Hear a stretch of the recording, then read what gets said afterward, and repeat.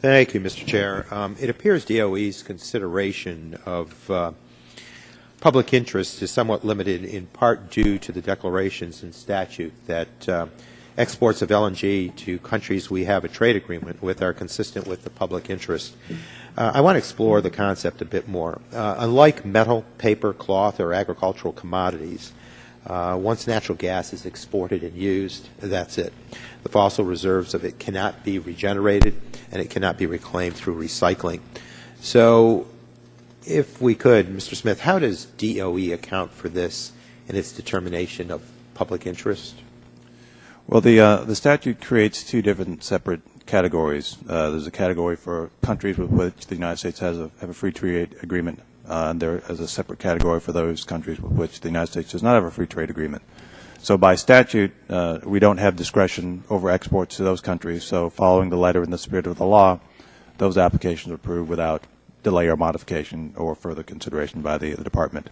So when we talk about public interest determinations and all the work that we're doing, studies, evaluations, those apply to those countries with which the United States does not have a free trade agreement. Okay, thank you. And the determination of the price that will benefit domestic manufacturing without providing a disincentive, to continue extraction is a difficult task. How does DOE consider each application for export in a national context? Right. So the Department certainly doesn't set prices or determine business models. So the way that we have to look at that is look at our global dynamic equilibrium models that would help us consider what would be the impact on the domestic prices to various scenarios for export to other countries.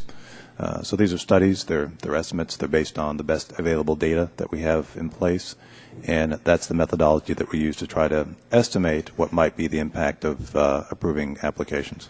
Is the number of facilities you would approve contingent on our oversupply and the number of existing facilities? Well, certainly as we look at each facility, we're going to have to consider the cumulative impact of facilities that we've already approved. So part of that is understanding, well, what is the supply and demand balance in the United States?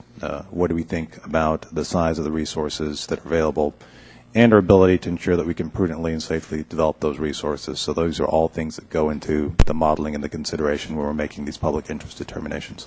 Mm-hmm. And how does the public interest test apply to the reduction of domestic reserves of an essential fuel and feedstock that cannot be easily replaced?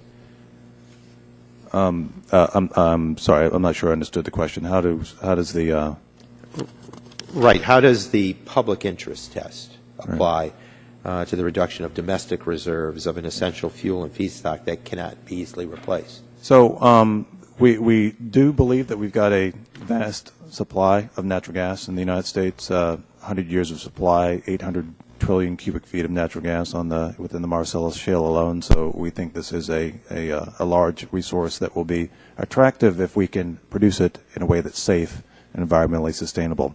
So we have to consider the size of the resource, and that's part of the public interest determination that we make for each of these applications. And the extraction of fossil fuels obviously has benefits, both private and public, but it also has costs, especially in the communities where this activity is occurring. If exporting LNG stimulates additional extraction and the gas is not being used as a fuel or feedstock here, how are the costs to communities where extraction takes place accounted for in your determination of public interest?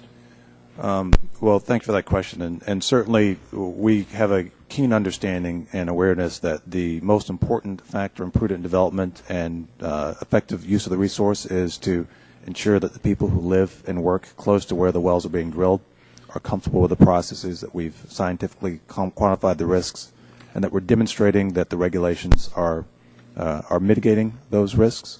So that's the core part of the research and development that we do within my office in terms of environmental sustainability and safety of domestic oil and gas production. So we consider that in our public interest determination, but we're also doing that in real time in terms of real research and development that's helping us to ensure that those resources develop safely. Okay. Thank you very much.